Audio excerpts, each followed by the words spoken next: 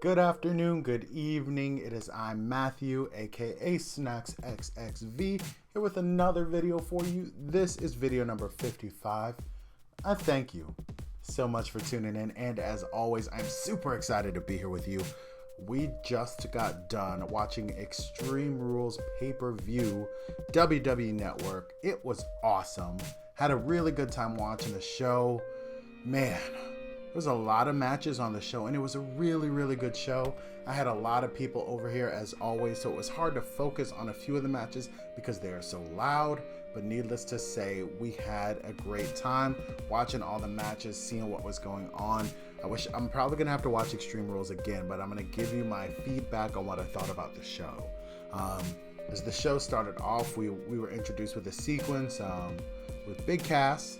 It's always good to see Big Cass and the Dudley boys having a little bit of back and forth. Leads me to believe that once Enzo does get better, we know that he injured himself back at Payback. Once Enzo does get better, we will probably see a Dudley boys, Enzo and Cass feud. It's unfortunate that Enzo wasn't there because they were in Jersey, which was nice. But it would have been really nice to see him. But had a nice little sequence between Enzo and Dudley boys. He took both the Dudley boys out, and had a few good lines for him talking about how Devon ate everything in sight. You know, it was pretty cool. Had a really good sequence with them too. That was in the pre-show, and we also seen another match in the pre-show, which was Dolph Ziggler and Baron Corbin. We know that they've had a little bit of a feud going on for a little while. This match was okay. It was a no disqualifications match. We didn't see anything too crazy or outside the box with this match, but Baron Corbin came out with the win. I think they're still trying to build his character and get the fans behind him, which is great. It's good to see that. The match wasn't completely outstanding. I wanted to see a little bit more from both competitors, but it was in the pre-show. I think it was only like a 10-minute match, but Baron Corbin did come out with that win. After we got into the main show, something I've been waiting to see for a long time is Kalisto get rid of the US title. You don't need it. It's not good for you. It's not exciting to see you wrestle a match as the US champion. I am ready to see Kalisto lose that title. And Rousseff, I want to give you a hug, a high five. Thank you so much for destroying Kalisto and getting the United States title. It's not good in Kalisto's hands because he's a tag team competitor. What is Sin Cara doing while you're out wrestling singles? Like, seriously, they really need to get the title out of Kalisto's hands, and I'm glad they did it. Rousseff hit him with the accolade. I think he broke Kalisto in half. I thought Kalisto might have been legitimately hurt at the end of this match, but it's hard to tell. But either way, Kalisto, if you're really hurt, I'm sorry, but I'm glad you don't have the United States Championship anymore. I'm glad that it is gone. So Rousseff is the United States Champion now. That's cool. The League of Nations just broke up. Thank you, Rousseff, for doing that for us. I don't know if it was next, but we got a match between the Usos and Gallows and Anderson. I don't really care for Gallows and Anderson as of yet. And the Usos are getting a lot of flack for just partnering with Roman Reigns. They're getting booed more than I expected them to. But Gallows and Anderson put on a decent show. They're pretty impressive in the ring. I don't like the way they look. I don't like their gear. I don't like their intro music. I don't like anything about them yet. But they're pretty impressive in the ring. So I hope that AJ Styles makes that full heel turn and we can see more from Gallows and Anderson. They came out with a win in this Tornado Tag Team match. Still don't know what that means, but it was a cool match to watch. Gallows and Anderson came out with that win. They're still building them as some true dominant heels, a dominant tag team in the WWE, which is cool to see as well. Next, we got to the tag team titles with my boys, the New Day, going against the Vaudevillians. I really thought the Vaudevillains were going to win this match. I don't know why. I think that they're trying to get the Vaudevillains over on the crowd. They want to see people embrace the Vaudevillains, which they have not done yet. Nobody's really chanting for the Vaudevillains or anything like that, but they're so good in the ring. They're quick, they're fast, their maneuvers are good looking. They execute them well. But the New Day, they pulled off a victory with a little bit of cheating going back to their heel days. They cheated just a little bit to get that win, but it was a good match. I really like the Vaudevillains. I hope they continue to get a push, even though this feud with the New Day might be over. I hope they continue to get a push and people start to respect their game. Even though they have a cheese ball gimmick, I hope that they continue to get the push that they need. My match of the night probably was this following match, which is the Fatal 4-Way with Sami Zayn, Cesaro, Kevin Owens, and The Miz. Sami Zayn continues to amaze. Kevin Owens is great as a heel. Cesaro is super impressive in the ring. And The Miz is just a sneaky little turd who came up with the win in this one. Sami Zayn was doing some incredible stuff that I need to go back and watch on replay to see exactly what he did. This little backflippy thing that ended up pinning, I think it was Cesaro at the time. Sami Zayn's still super impressive. He's been in the game for a long time. The uppercut train was going for Cesaro in there. He got a few swings in. Just showing off his strength. I really enjoy when Cesaro just shows how much of a beast that he is, because I don't think people respect his beastiness, but it was good to see Cesaro show that. The Miz is still sneaky. He's still the champ. I'm glad Miz is the champ. I felt like he was somebody that was a little underutilized. And Kevin Owens came in there hitting cannonball after cannonball. Kevin Owens is just a powerhouse. I love watching Kevin Owens wrestle. I would have appreciated a little bit more of Kevin Owens shouting at the crowd, telling him he deserves this or he's the best, but it was a really good match, entertaining match. It could have gone on for an hour straight and I would have loved every second of it. Next was the Asylum match.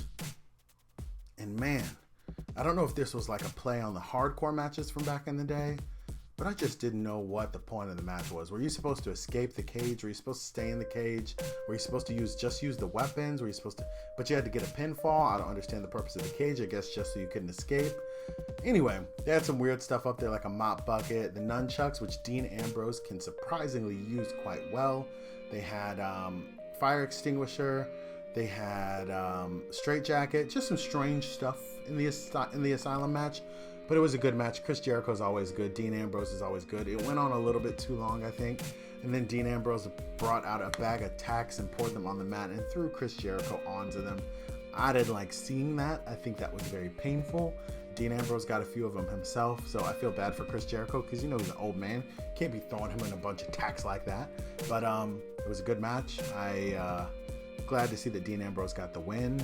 I'm sorry about Chris Jericho. That's probably very painful. But they put on a good show. And I think they did their job in putting on a show for everyone. The Women's Championship match, Nattie versus Charlotte, which is a feud that's gone on a little bit too long. Nattie's in-ring mic skills could use some work. Ric Flair is annoying sometimes. He's just always in the ring and always interfering. There's never a clean match between these two. And this night was no different. Charlotte got the win here through some interference from somebody that nobody knows. Dana Brooke came out. She just debuted like 2 or 3 weeks ago, and she interfered in the Women's Championship match, which I think is an extremely stupid play on WWE's creative part. If you're not going to let Ric Flair, who's a 16-time champion, whatever he is, be ringside during this match, why would you let this stupid newbie rookie who just debuted, why would you let that person interfere? It just doesn't make any sense. Like, I understand, like, if they did want anybody to interfere, don't let anybody interfere. I feel like that would have been in Shane McMahon or Stephanie McMahon's power to get Dana Brooke out of there. She's been mildly involved in the feud between Nattie and Charlotte. So I just didn't feel like it was a good play. When she came out, I was like, oh, Maurice's out there. No, Lana, no. Who is that? It was Dana Brooke. Nobody knows who she is. Don't put her in big matches. Why was she even there? She was dressed like Ric Flair. She looked dumb. It was a dumb way to end the match for me. I really wanted Nattie to get that championship. But maybe they'll grow that until SummerSlam or Money in the Bank or something. We'll see what happens next for that feud. Then we got to the main event, Roman Reigns versus AJ Styles. It was a good match. Roman Reigns got booed out of the water. AJ Styles put off some good stuff. They destroyed 2 announce tables. I still like Roman Reigns. He needs some more moves in his arsenal. He pulled off a really, really cool powerbomb tonight. A couple of spears. Roman Reigns got the victory here. There was some interference with Gallows and Anderson and the Usos. They kind of took care of each other. Tried to get Roman Reigns to pin AJ Styles. The Usos tried to help with that. Gallows and Anderson tried to help AJ Styles pin Roman Reigns. But in the end, Roman's caught AJ with a spear off the top rope. It was a really cool moment. But the coolest moment of the show was after AJ Styles had left the ring. Seth Rollins made his triumphant return. I was so hyped. First of all, some rumors leaked kind of pointed to Seth Rollins making his return, and he also posted something on Facebook saying, good luck tonight, Roman Reigns, which kind of led to him, you know, a leak of him coming back. He showed up, gave Roman Reigns a pedigree, and held the championship in the air for everybody to see. I love the new shirt. I'm going to order it right away. Really glad Seth Rollins is back. It'll be nice to see Seth Rollins face, you know, AJ Styles in the ring, Sami Zayn, some people he hasn't faced before. But I'm glad that he's back. So overall, Extreme Rules was really good. I did not like the women's championship match. I thought it was cornball. I'm glad The Miz kept the championship. I'm glad Kalisto got rid of the championship. Roman Reigns is still the champion to many people's dismay, but it was overall a great show. I'm excited for Raw tomorrow night, and I'm excited for Money in the Bank. Thank you guys so much for tuning in. If you like the wrestling videos, please let me know. Hit me with a thumbs up or a thumbs down, because I really want to know. I want to continue doing them because I enjoy wrestling, but if you guys don't enjoy them, then maybe I'll just keep them for myself, you know. So anyway, thank you guys so much for tuning in. You can always find me on Twitter and on Twitch. If you like what you've seen, hit it with a thumbs up, elbow drop that subscribe button. I would certainly appreciate it. And share the video with the homies. It's always much appreciated. As always, you guys have an awesome day.